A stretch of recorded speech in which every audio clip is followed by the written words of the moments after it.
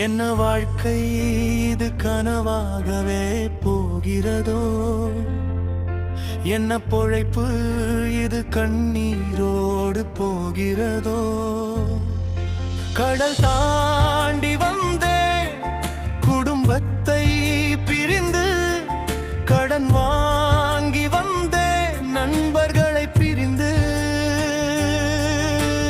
கழுதை போல் உழைக்க வரத்தில் ஆறு நாள், பள்ளி போல் தூங்க வரத்தில் ஒரு நாள், உழைப்பதே கடமையாய்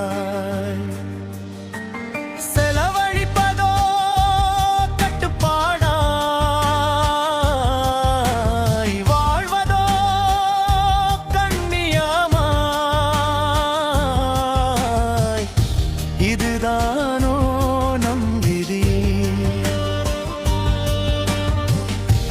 இதுதானோ நம் தலைவிதி.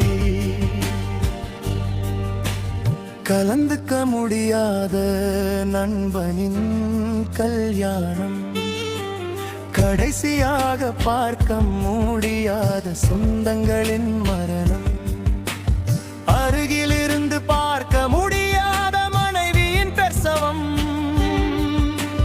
குடும்பத்தோடு கலந்துக்க முடியாத ஊர்கோவில் திருவிழா. என்னதான் இருந்தாலும் இது கூட ஒருவித சந்தோஷமே.